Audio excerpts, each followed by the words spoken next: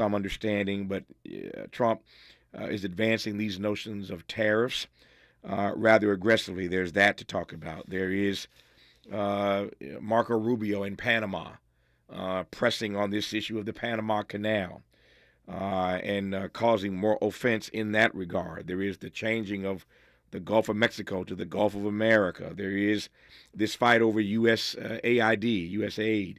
I don't know who's in charge of that now. Are they getting rid of it? Is Elon Musk in charge of it? Marco Rubio just said moments ago that he's in charge of it temporarily. That's a hot mess. About the aid that we give to persons around the world who are in need of our humanitarian support. We just talked about Congo earlier on today's program. And then there is the story I was reading last night about a very well-connected NYU parent who was leading an effort to get students deported at NYU. And so Trump's bravado and brazen nature is apparently empowering others to behave in like manner. So it's just a hot mess. And that's the best I can come up with at this moment. But into this hot mess, I welcome back to this program Henry Giroux. Henry, how are you today, sir?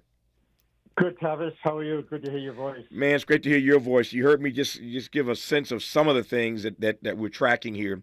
But it all connects to, as I said earlier, Trump's creeping authoritarianism. And maybe creeping is the wrong word. You tell me, Henry. I don't think it's creeping at all. I think it's on steroids, and I don't particularly think it's authoritarianism. I think it's an upgraded form of fascism. I think that we need to change the language and come to grips with the fact that what we're doing is we're seeing a replay of certain elements of history that are horrific, whether we're talking about Mussolini's Italy or Hitler's Germany, or we're talking about Pinochet's Chile. Yep. It's a very dangerous moment. And I think that what people have to realize is that something has happened in the country in which all of a sudden the question of democracy seems to no longer be a valuable concept. You have people at the top who really believe that democracy suffers from two major flaws. One, it has something to do with questions of rights and equality, which they hate. And secondly, they can't imagine a notion of government that has a sense of social responsibility and is in some way aligned with human rights. And so they're going to do everything they can to crush that government and turn it into something that looks like Putin's Russia or Orban's Hungary. We'll come back to democracy and those 2 points that you just raised quite powerfully. I promise you we'll unpack that. Glad I got you for the hour. A lot to cover. But let me start with this, or continue with this.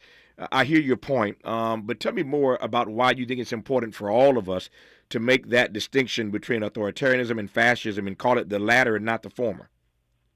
I think that fascism is a more relevant term because it includes not just simply the subversion of democracy, it includes what I call a politics of disposability and a kind of ultranationalism that work together to do three things. I mean, it supports three kinds of fundamentalisms. And the first is a kind of racial cleansing. This is about a politics of disposability, not just authoritarianism. It's not just the concentration of power in relatively few hands to serve their own interests, which is at odds with the public good.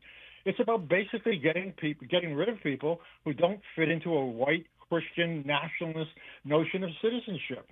And I think we need to make that clear. Secondly, I think that what you now have is you have a country driven by what I would call the concentration of wealth in very few hands, a kind of economic fundamentalism.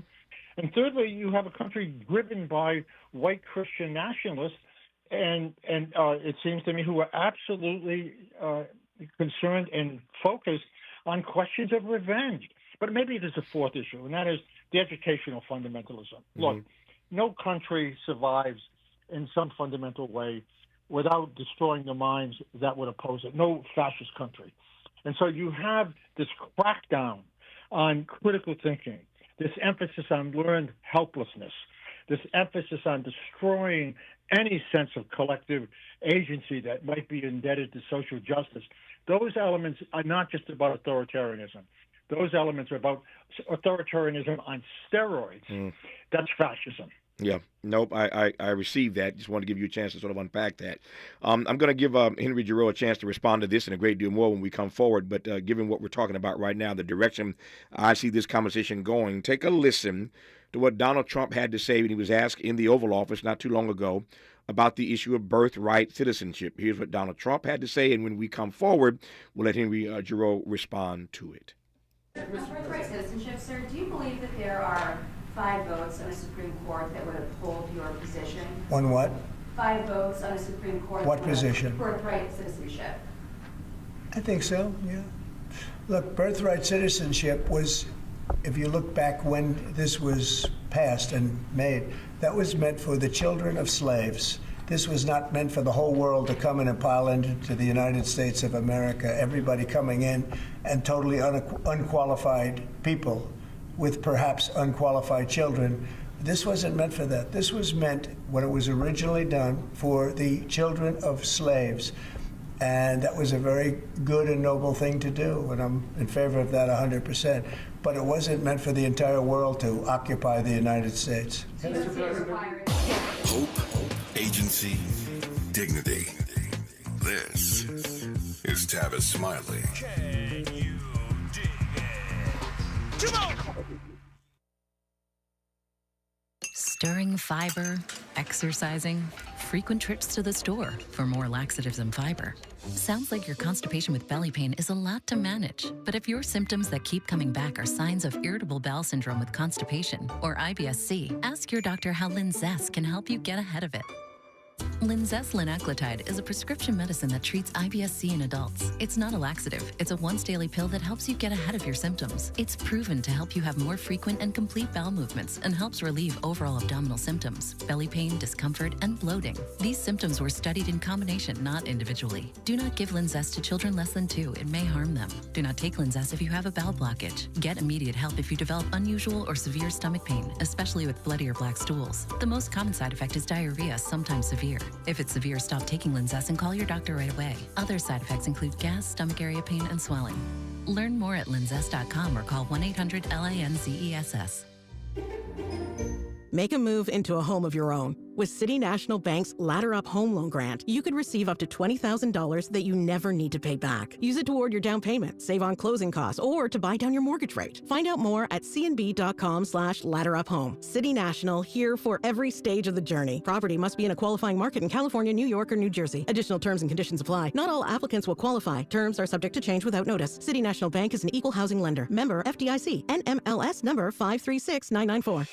KBLA Talk 1580 stands with you, neighbor to neighbor, bringing you resources and what you need to know. Sign up for Notify LA on your phone to get fire danger alerts and updates, or check on lafd.org. The Watch Duty app is free and provides wildfire maps and updates in real time. Keep your gas tank full and plan your route in case you have to leave the area. City and county officials are urging you to pack a go bag so you can be ready to leave your home quickly in case of an evacuation order. Your go bag should include a couple of days of clothing, copies of your important documents and ID, money, insurance information, your medications, electronic devices, batteries, chargers, a small radio, and emergency contacts. If you receive an evacuation order, gather your loved ones, grab your bag, your pet food, and leave immediately. For information on shelters for your pets or even your family, call 211 for the City of Los Angeles and 311 county-wide. Wearing a mask outside will help protect you from smoke,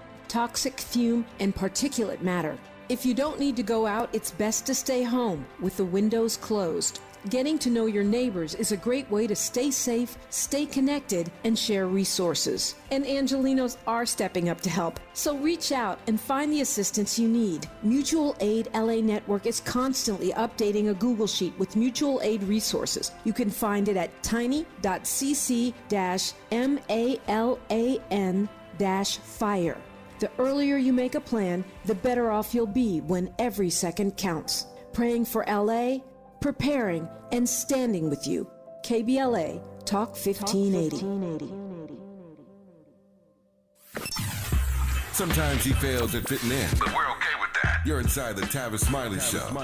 You are indeed with Henry Giroux as we're talking in this hour, not just about Trump's authoritarianism, but as Henry made quite clear moments ago, his fascism, and we need to lay on the latter word and not the former, and he made a brilliant distinction between those two things and why we ought to just embrace that F word, if you take my point.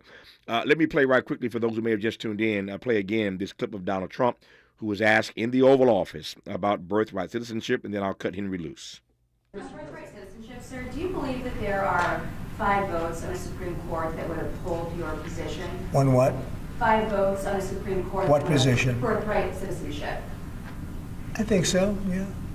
Look, birthright citizenship was, if you look back when this was passed and made, that was meant for the children of slaves. This was not meant for the whole world to come in and pile into the United States of America, everybody coming in and totally unqualified people with perhaps unqualified children. This wasn't meant for that. This was meant, when it was originally done, for the children of slaves. And that was a very good and noble thing to do, and I'm in favor of that 100%. But it wasn't meant for the entire world to occupy the United States. Henry Giroux, let me just come at you point blank. We are talking in February, obviously. This is Black History Month, as you know, here in the States. Does Donald Trump have a point? You heard what he said, who it was intended for. Does he have a point? Yeah, he has a point. I mean, his point is that America basically is not for anybody of color. His point is that he thinks by executive order he can overthrow something that can only be changed through the Constitution. But I think if you really want to understand that comment, I think you have to go back, and look at who Donald Trump is and what he's been saying for a long time about people of color, about immigrants, about Haitians, about Venezuelans. I mean, I was thinking specifically as I heard that comment about the arena, this now infamous rally that took place in Madison Square Garden. Oh yeah. Where I think it was Stephen Miller who got up and he said, "America is for Americans," and we know what that means. I mean, that means that America is for basically white Christian nationalists. That's what it means. So I think that this comment is just another indication of his own racism, of the kind of white supremacy that permeates that administration, permeates the people that surround him. And we should be aware that what we're dealing with here is not just a comment on birthright citizenship. I mean, remember, he accused Obama of not being born in the United States. I mean, he's used that argument consistently to sort of suggest that America is basically a place in which citizenship is limited in a very exclusive way to people like him and to people who basically follow his white supremacist policies. So I don't think there's anything unusual about that. He's just become, now that he's in power, he's just become more upfront about his own racism, that's all. Let me take the next step. He was asked, as you heard, whether or not he thought he had 5 votes on the Supreme Court to win this particular fight. The minute Donald Trump did this, everybody threw their hands up like he's lost his mind. Ultimately, a federal judge got involved, as you know, and put a stay on this. But it will ultimately find its way to the U.S. Supreme Court, where they have a 6-3 majority, as we all know. And if they interpret the 14th Amendment, or reinterpret, I'll put that in air quotes, if they reinterpret the 14th Amendment the way he did, that it was for and only for the children of slaves and not for everybody else, can you imagine that the Supreme Court might side with Donald Trump, and the way we have done it for all these years on birthright citizenship may be no more? Yeah, no, of course I can. I mean, I think that you have a Supreme Court, the majority of which basically really uphold the flag of the Confederacy. I mean, that's what we're seeing here, right? I mean, what we're seeing is a return to the Civil War. What we're seeing is a return to a kind of a counter-revolution that wants to reverse what happened in the Civil War, that wants to reverse what happened in the 1960s, that wants to reverse in any possible way what Orban calls one of the great crimes of democracy, which is the mixing of races. That's his term. And of course, he's the godfather now of the mega party. So, I mean, I keep stressing this question of white supremacy because I think for too many people, for too many commentators, and certainly not, and it certainly doesn't take place in the legacy press or the mainstream media, We don't talk about this enough. I mean, this is basically not just an attack on democracy, on the Constitution, on the courts, on the guardrails. This is about a politics of disposability. We're talking about putting 20 million people in trains, in concentration camps, in Guantanamo Bay, that horrible symbol of torture, and it seems to me what we would call the ultra violation of human rights. Mm-hmm. And now it's basically being applied all over the country. It's being reinforced. So I think we need to be very smart and very aware of what it might mean to fight this stuff and how we can understand what these forces are about. Because we don't want to lull people to sleep. Look, there's a crisis in this country, and the crisis is between it's a crisis between the crisis of ideas and the crisis of reality. Ideas have not caught up in some fundamental way with what's going on in this country. People have been lulled into a kind of sleeplessness over a petulant, an awful media now controlled by, of course, basically 5 corporations. And what we don't talk enough about is the fact that we have a crisis of civic literacy. We have a crisis in which manufactured ignorance has now displaced reason. We have a crisis of shared citizenship. We have a crisis in the public good. And these are all part of a larger plan to basically eliminate democracy in the United States. Why do you think those ideas that you referenced a moment ago, Henry, certainly the good ideas that you had in mind, why are they lagging so far behind? Because I think that what people fail to realize is that you can't have a democracy without informed citizens. And I think that the institutions that basically produce that kind of literacy are under major attack in the United States, as they are in other fascist countries, as they are in Hungary, as they are in India. I mean, this struggle over education is not just, Tavis, a struggle over schools. Mm-hmm. I mean, the major educational institutions today are cultural apparatuses. They're the social media, they're podcasts. I mean, and what they're doing is they're shaping consciousness and undermining reason and displacing the truth in ways that basically lay the ground for fascism. You cannot have acts of resistance without a culture that is capable of challenging it. And the fundamental question for me, and has been for the last 20 years, is that why is it the left and progressives have never understood that education is central to politics? Central. It's about how people think. It's about how they desire. It's about the values that they have. It's about creating a language in which they can recognize themselves. It's about in some way understanding that you have to have educational apparatuses at work that basically support in some way what it means to be critically literate. Because what we're dealing with is a crisis of literacy in the United States, and that's a crisis of institutions. So tell me more then about the price we pay. To stick with your frame here, the price we pay for liberals and progressives not making that connection between education and politics as you just did. What's the end game? What's the result of that? Well, the end game of that is that you have a culture of learned helplessness. You have a culture of ignorance. You have a culture where you can't discern the truth from misinformation. You have a culture of massive disinformation machines, disimagination machines.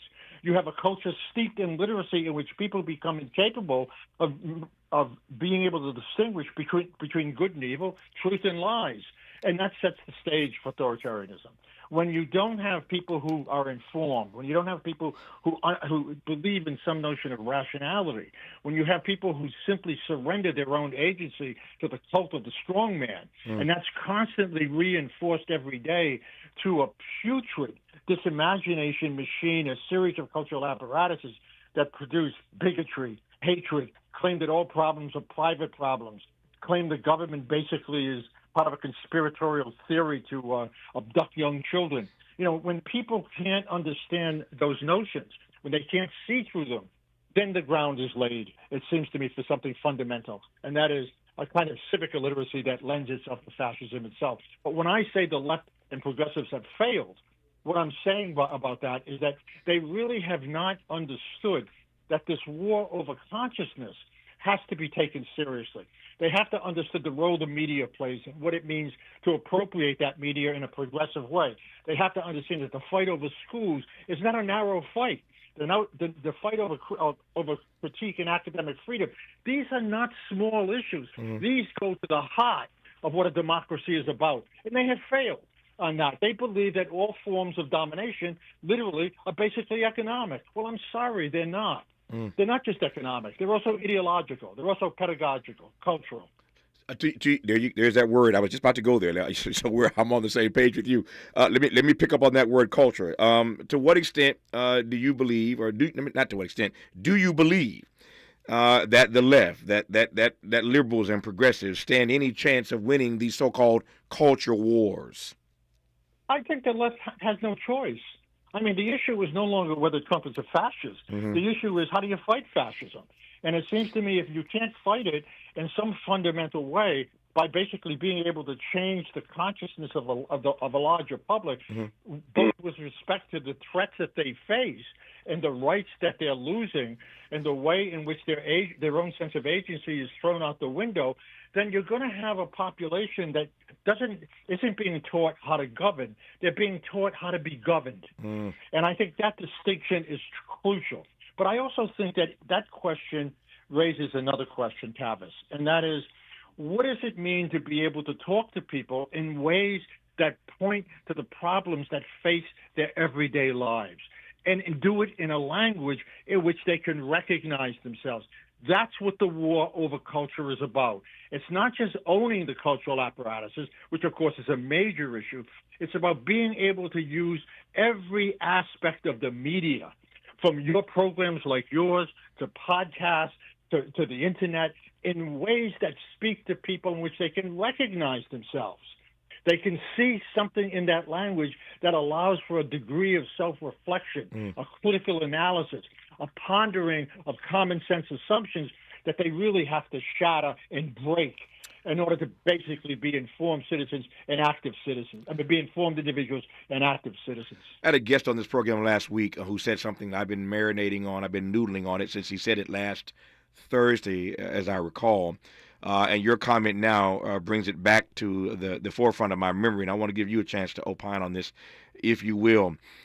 He made the point, this guest did, that what Donald Trump has done quite brilliantly, as he put it, was to give his followers, that MAGA delegation, he's given them a place to put their anger, a place to situate their anger. How do you read that comment?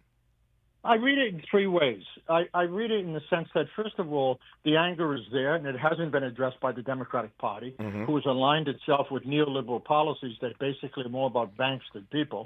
But I read it in another way, and that is that the very notion of democracy itself has lost. It's lost its meaning. It's been hollowed out to such a degree that when the Democrats have used it, it doesn't mean anything anymore. I mean, it's basically, most people see it as something that's controlled by markets. They see it as something that's defined by big money. They see it as a term that has very little to do with their lives. And they're angry. And they have no place to turn. They're lonely. There's a crisis of loneliness in this country, a crisis of anxiety. Basic needs are not being met. So what mediates that? What mediates that is somebody who comes along, recognizes those problems, and then offers them the swindle of fulfillment. And he does it through a megaphone that's basically controlled by the right, whether it's Fox News or any one of these really idiotic, they're really idiotic. I mean, cultural apparatuses that just thrive on sensationalism, celebrity culture, and ignorance, and the manosphere. But I think that what we need to recognize in light of that comment is something fundamental, and it has to be repeated, and that is you cannot have a democracy if you don't have institutions that enable it. You cannot have democracy if you don't have institutions that defend it.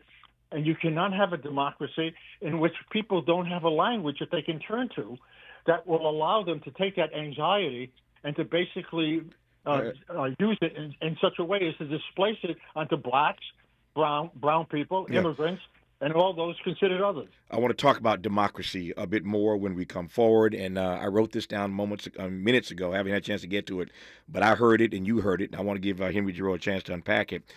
I thought I heard him accuse Donald Trump of racial cleansing. That's a damning indictment. to accuse the president and those who support him of racial cleansing. I've never known Henry to be one that bites his tongue, but I heard him say it. I wrote it down, and I want to give him a chance to respond to that. But nobody turns a phrase quite like Henry Giroux. I love the swindle of fulfillment. What a line. The swindle of fulfillment. You're listening, and I'm glad about it, to Henry Giroux right now on Tavis Smiley. What's your quarrel with the world? You're listening to Tavis Smiley. Sherry, what have you done to your hair? What do you mean? Does it not look good? It doesn't look good. It looks freaking amazing. I can't believe how thick and healthy it looks. Oh, I must know your secret. No secret. It's hair volume from New Nordic. Hair volume, huh? Well, it certainly lives up to its name. Your hair has never looked so thick. It is gorgeous. I was so tired of having thin and brittle hair. Ugh, and the shedding. So I figured I'd give hair volume a try. Needless to say, I'm thrilled with the results. Hey, where are you going? I'm gonna pick up some hair volume right now. My reunion's next month and I want my hair to look as good as yours. Hair Volume is the best-selling hair tablet in the world and one of many award-winning natural health products from New Nordic, the #1 supplier of dietary supplements in Scandinavia. Purchase at newnordicusa.com or your local CVS. Available as a tablet or delicious gummy. Help your hair look full, voluminous, and beautiful again at newnordicusa.com or CVS. I'm Bree Wood with 4 Things You Should Know with BIN News. Transportation Secretary Sean Duffy is urging updates to outdated U.S. air traffic control methods after recent aviation disasters. He mentioned on CNN that while crash causes are still unknown, FAA issues may have contributed. Egg prices have soared 50% in the past year due to dwindling supply from bird flu outbreaks. A dozen eggs now costs $5.29, up from $3.50 a year ago, according to NIQ data. In 2025, companies like Amazon and Walmart are requiring office returns, but research shows this can lead to high employee turnover. A Pew survey found nearly half of hybrid and remote workers would leave if forced back full-time, with women, senior, and skilled employees most affected. And Doechii took home a Grammy for Best Rap Album. The Florida native won for her 2024 album Alligator Bites. She is the 3rd woman to win in this category after Lauryn Hill and Cardi B. I'm Bree Wood on the Black Information Network, your home for Black News First. Choking is the 4th leading cause of accidental deaths. LifeVac is a life-saving airway clearance device which has saved over 3,000 lives. Go to lifevac.com and enter promo code LIFE to save 20% to secure your home kit today. This is the KBLA Sports Minute with Ray Richardson. You've had a day and a half to process the Lakers making the monumental decision to trade Anthony Davis to Dallas for Luka Doncic. Here's a few things to keep on your radar. How will LeBron and Doncic coexist on the court? Both superstars like to have the ball in their hands. How much will LeBron and Doncic be willing to defer to the other in key situations? A reminder to you, this is J.J. Redick's first coaching job on any level. Redick could be the determining factor if LeBron and Doncic are successful playing together. Is Redick capable of making this thing work? Last thought, LeBron was not consulted before the trade was made. Had Lakers GM Rob Pelinka asked LeBron about his thoughts on trading AD, he knows LeBron would have said no. If the Lakers don't go far in the playoffs, do not be surprised if LeBron shuts down his spectacular career and retires after the season. No debates, no speculation, just the info you need. That's your KBLA Sports Minute. I'm Ray Richardson on KBLA Talk 1580.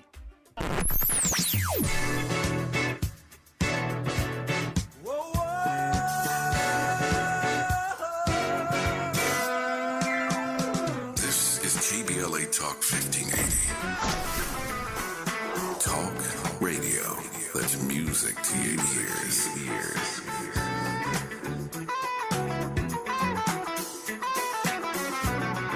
We're unapologetically progressive. KBLA Talk 1580. Running out of hot water? Water Heaters Only makes replacing your water heater easy. With one call and great pricing, Water Heaters Only can have you back in hot water the same day, within hours of your call. Visit waterheatersonly.com. That's waterheatersonly.com. Paid for by government.com. Did you know? The United States Mint has issued a new Morgan silver dollar coin in proof condition for the first time. Not only that, they are also minted in 99.9% pure silver for the first time ever in history. Coin experts are calling this an amazing opportunity for anyone that knows the enduring popularity of Morgans. But you must hurry. Only 400,000 of these legal tender silver dollars were issued. These first ever Morgan silver dollars are brand new with stunning mirror-like finish, minted by the iconic San Francisco Mint. Call now and you're guaranteed a new first ever 99.9% pure silver proof Morgan dollar. To learn more, call 1-800-973-9717. If you order now, you will receive a free coin collector bonus pack, a $25 value, free with every order. Call 1-800-973-9717 now to secure your new Morgan silver dollars before they are gone. That's 1-800-973-9717. It's KBLA Talk 1580's third annual Black History Month luncheon, and you're invited. This is year 2 of our climate justice work, and this year's $2 million 12-month campaign is all about linking and combating the relationship between climate and Black health. We already know that these wildfires will leave in their wake even greater inequities, including negative impacts on Black health, given the toxic air pollutants circulating in the air we breathe. So, as part of this year's climate campaign, we're honoring Black doctors and leaders in healthcare at our annual Black History Month luncheon, Friday, February 28th at noon. If you would like to join us, just go to our KBLA 1580 website and register for your chance to be our guest at the luncheon. We'd love to see you. And in case you haven't heard the news, KBLA Talk 1580 was just named one of the semifinalists for the American Climate Leadership Awards 2025. Caring about the climate, caring about the community, changing the conversation. We're KBLA Talk 1580, and we don't black down.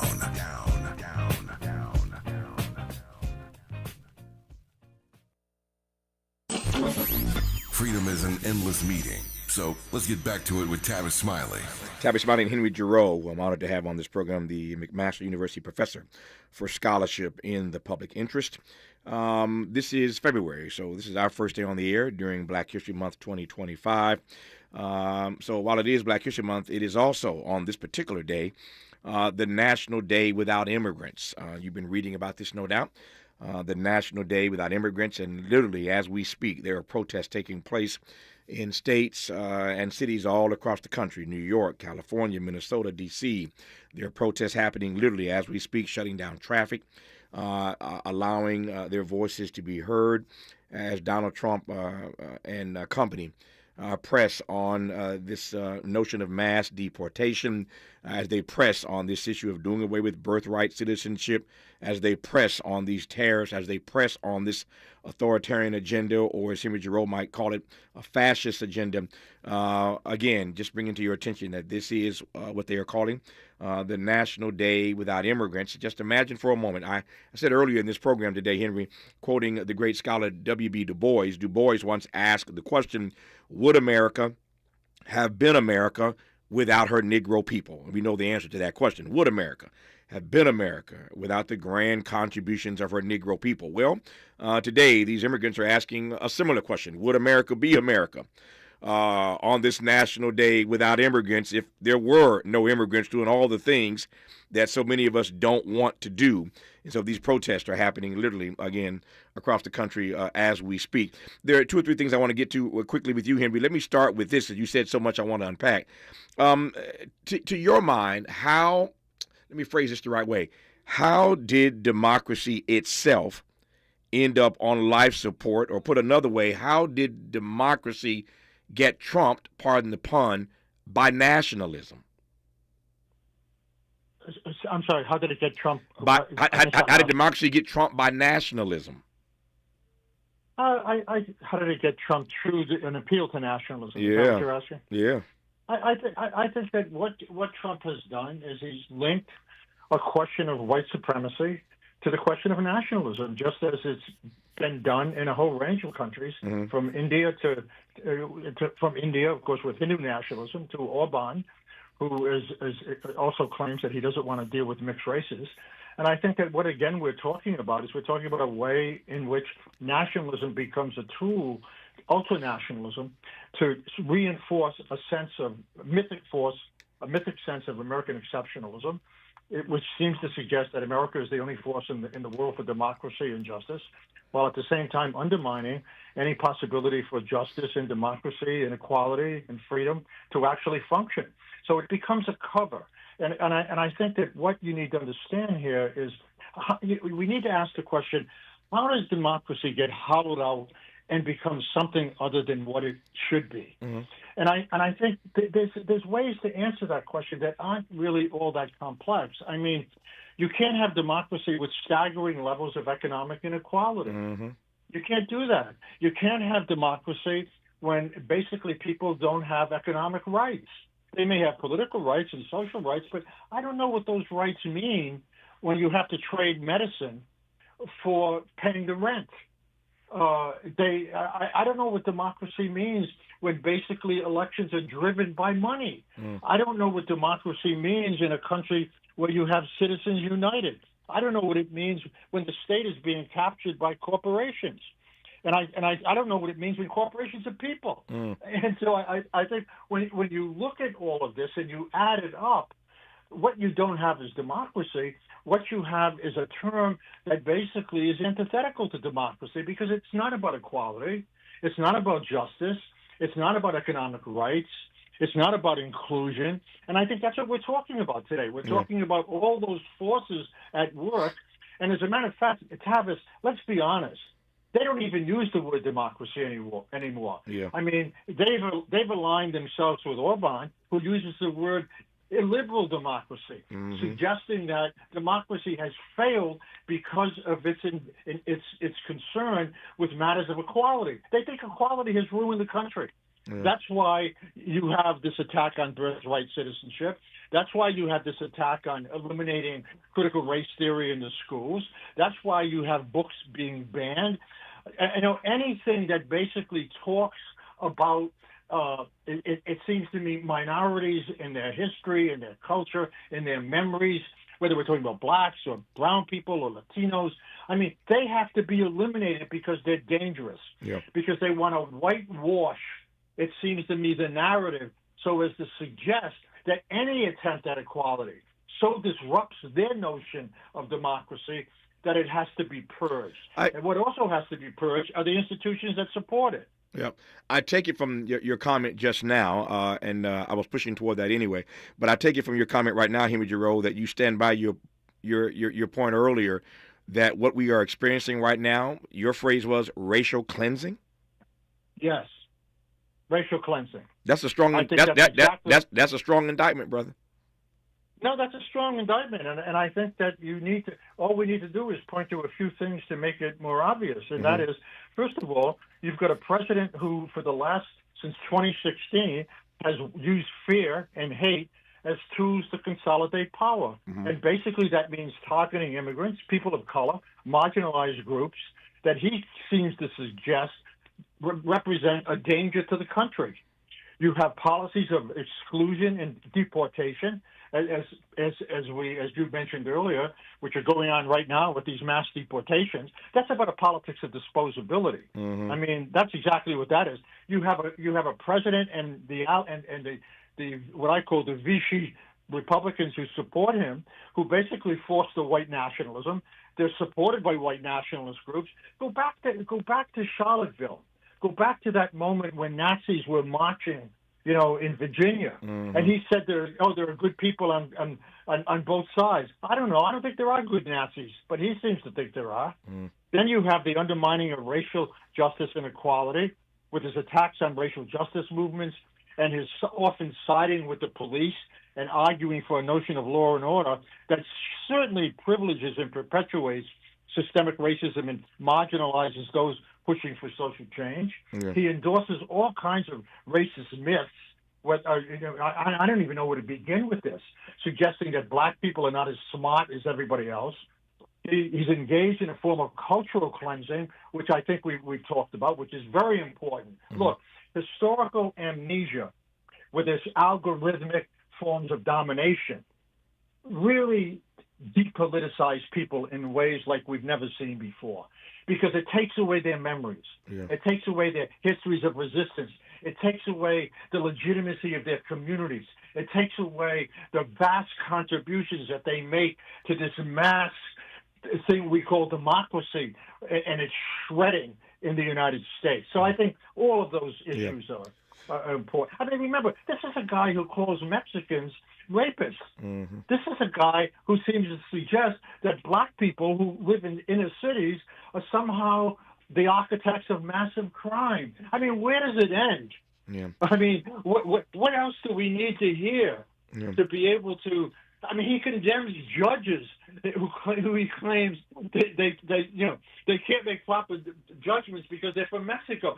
He and Elon Musk claim that people who fly planes, black people who are educated in black colleges, are basically inferior and are not qualified to fly planes. I mean, how is this different than anything that we heard in the Third Reich around Jews? So here's the question I want to ask when we come forward. Henry Giroux used a powerful phrase earlier that I referenced. I want to come back to it. The swindle of fulfillment. That's what Donald Trump has sold these persons. The swindle of fulfillment. It's a beautiful phrase. I want to unpack it, though, or give Henry a chance to unpack it, because, and there's no naivete at all in asking this question, but I do want to ask it because I want to know how Henry responds to it, which is what made all these persons so susceptible to the swindle. When you get swindled, there's something about you, your DNA, your character, something that makes you susceptible to the swindle of fulfillment. Why and how are these folks so susceptible to the swindle? We'll talk about that part when we come forward with Henry Giroux on Tavis Smiley. Interrogating and unpacking. That's what we do around here. You're listening to Tavis Smiley. Robinhood Gold members can now enjoy the VIP treatment, receiving a 3% IRA match on annual retirement contributions. With Robinhood Gold, the perks of the high net worth are now available for any net worth. The new gold standard is here with Robinhood Gold. To receive a 3% boost on annual IRA contributions, sign up at Robinhood.com/gold. Investing involves risk. 3% match requires Robinhood Gold $5 a month for 1 year from first match. Must keep funds in IRA for 5 years. Go to Robinhood.com/boost. Robinhood Financial LLC member SIPC. Gold membership is offered by Robinhood Gold LLC. Welcome to Staples. I am so pumped. My business is going to kill it this year. Awesome. How can I help? First, a new computer. With Staples Home and Office Hot Deals, you save big on tech. And new posters. Save on custom printing, too. And, a new chair? A chair? Who has time to sit? Maybe all your new clients? Now you're talking. With Staples Home and Office Hot Deals, you'll find huge savings on custom prints, storage, chairs, and tech. And now save up to $175 off your print order. Exclusions apply. Visit staples.com/print for details. Ends 2/1. We asked seniors how to prevent Medicare scams. My best advice, if you get a phone call, do not talk to the person. These people are well trained. Don't talk to them. They don't know me. They're just trying to scam me. Don't be fooled. Hang up. Just hang up. Never give out your Medicare number. They're going to get your number to put in a false claim. If I get a call from someone, I don't pick up the phone. And should I pick up the phone and they ask for information, then I hang up. How do you detect Medicare fraud?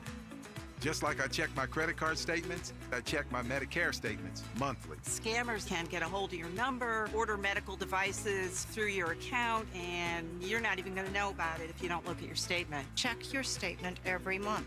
If you get your statement and you see something that you know you did not have done, you report it. Call your senior Medicare Patrol. To report Medicare fraud, call the Senior Medicare Patrol at 855-613-7080. KBLA Talk 1580. We've got a lot to talk about. KBLA Talk 1580, connecting you with services and solutions. Worried about eviction? You have rights, and Stay Housed LA can help. Stay Housed LA is a partnership between LA County, the City of Los Angeles, and local service providers. From Lancaster to Long Beach, we're here to help you with tenant education workshops, legal clinics, free legal services for eligible tenants, and online resources about tenant protection laws. Don't face eviction alone. Call our hotline at 1-888-694-0040. That's 1-888-694-0040. Or visit stayhousedla.org. Stay Housed LA, keeping Los Angeles residents in their homes. Stay Housed LA, your rights, your home, our community. This is a community call to action from KBLA Talk 1580. Sometimes he fails at fitting in, but we're okay with that. You're inside the Tavis Smiley Show. You are indeed with Henry Giroux. We have been talking for the better part of this hour about what I termed Trump's creeping authoritarianism. And Henry Giroux said it may be creepy, but ain't nothing creeping about it. In fact, it's not even just authoritarianism, it's fascism.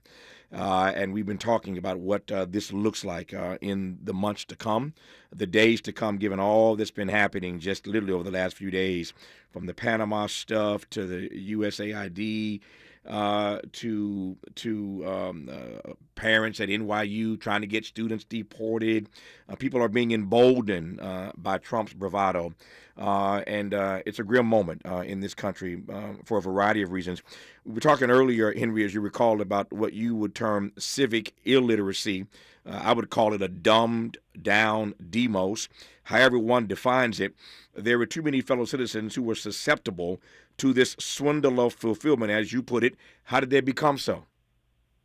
Well, I think that there are a couple of issues that you have to think about. I mean, I think that, first of all, remember, there's been an attack on the public good, the common shared values.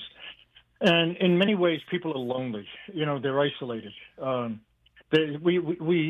public good has become denigrated to the point where people now, rather than engage in shared conversations about what a democracy might mean and how their lives might be improved, what they basically now are given an endless rhetoric of fear, isolation, and bigotry. And I think that all of a sudden somebody comes along and they begin to address some of these things, capitalizing on the fear and bigotry. And they say, hey, look, I'll solve your problems. Don't worry. Couple that with the fact that we live in a country, you live in a country, the United States is a country that basically makes the claim that self-interest is more important than anything else, that all problems are individual problems. That logic depoliticizes people because it says you can't translate private issues into larger systemic problems, and it makes people more vulnerable once their individual problems are addressed to the argument that I will solve those problems. Just give up your sense of agency. Don't worry. Be a part of a community of bigotry and hate. That'll take care of your anger, and leave it up to me. And there you are. And if you don't have a culture that offsets that, if you don't have places where that kind of civic ignorance, that kind of civic illiteracy is not being encountered, it becomes very difficult for people to work through that analytically, intellectually, in terms of their values and desires. I think that learned helplessness is the footnote, is the medium for the swindle of fulfillment. Learned helplessness. You give up your agency because you don't have access to information. You don't know how to translate the problems you face into something broader. You don't have a way of recognizing that there are systemic problems out there. And they're not just about cults. They're not just about leadership. They're about people working collectively to take control over their lives. Trump takes advantage of that, and it works. The other side of this is that you have a Democratic Party that's really the soft side of neoliberalism. I mean, this is not a party that says, we need collective justice, we need social justice. This is a party. They didn't bail out people when in the 2008 financial crisis. They bailed out the bankers. And so they don't even speak to people's problems. I mean, they speak to elites. No. They speak to celebrities. No, I hear you loud and clear. Hard to argue with part of your analysis, that part, as we say. When we come forward in our remaining moments with Henry Giroux, as we continue this conversation about authoritarianism and fascism and what it looks like in the days ahead, given all that we are witnessing in real time every day coming out of Trump 2.0. Trump calls them tariffs. We could call them isolationism. His arguments are national security, competition, revenue. By any other definition, it's isolationism. What trouble is that going to get us into in the months and years to come? We'll close on that note when we come forward with Henry Giroux on Tavis Smiley. For all the freedom-loving folk, this is Tavis Smiley. I feel like freedom.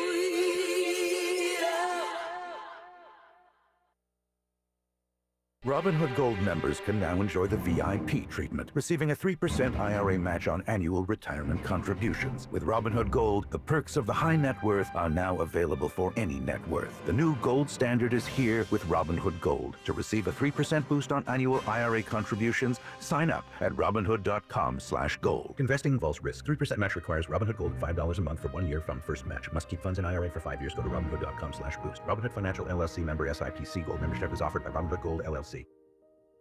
Small businesses are the heart of America. But you don't have to go it alone. As the nation's largest nonprofit resource of expert business mentoring, SCORE has helped millions of entrepreneurs build their businesses for free. Get the connections, education, and guidance you need with SCORE. We're ready to help. Find a mentor today at SCORE.org.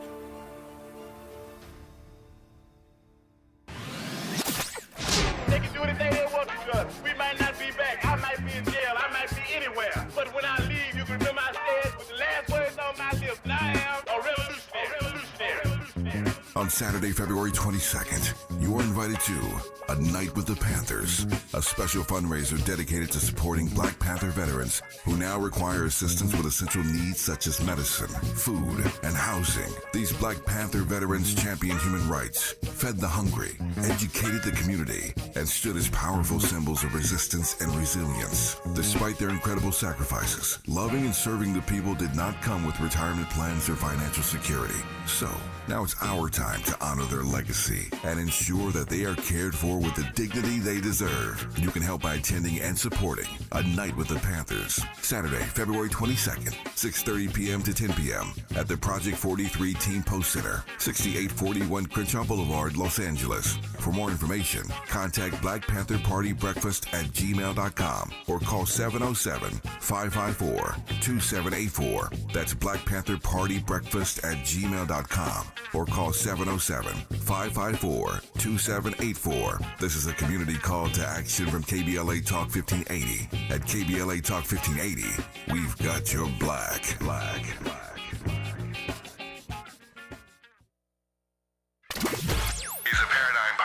And the top-rated African-American talk show host in the nation, according to Talkers Magazine. You're tapped in with Tavis Smiley right now.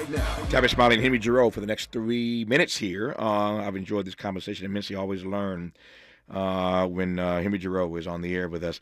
Henry, these tariffs could otherwise be seen as advancing a policy of isolationism.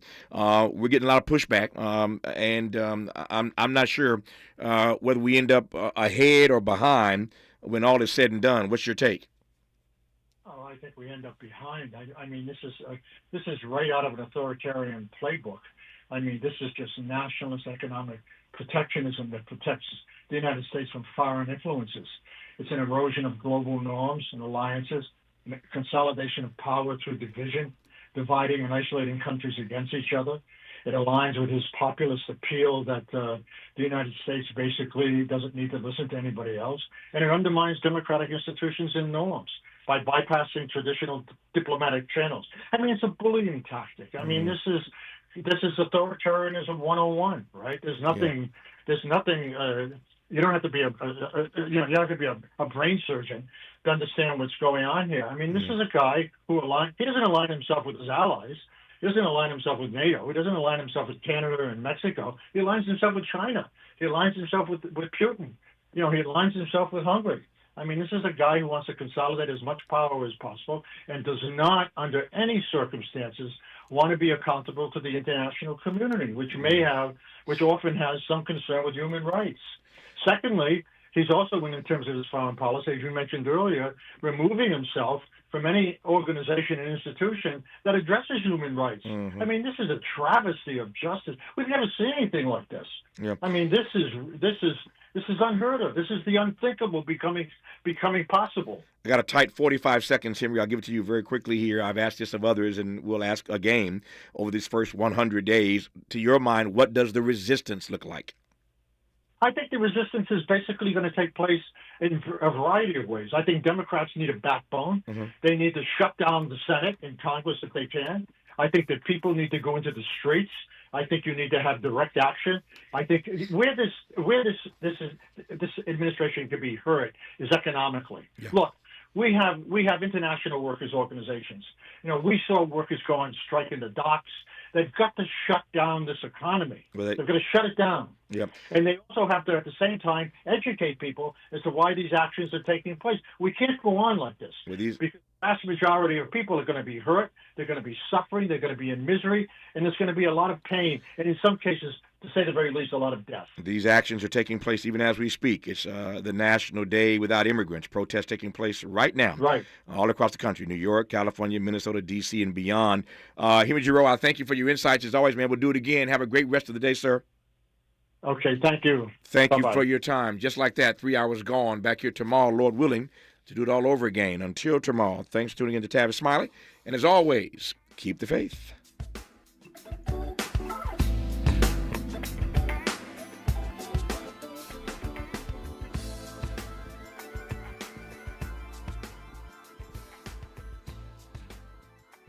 KBLA 1580 Santa Monica. I'm Bree Wood with 4 Things You Should Know with BIN News. Transportation Secretary Sean Duffy is urging updates to outdated U.S. air traffic control methods after recent aviation disasters. He mentioned on CNN that while crash causes are still unknown, FAA issues may have contributed. Egg prices have soared 50% in the past year due to dwindling supply from bird flu outbreaks. A dozen eggs now costs $5.29, up from $3.50 a year ago, according to NIQ data. In 2025, companies like Amazon and Walmart are requiring office returns, but research shows this can lead to high employee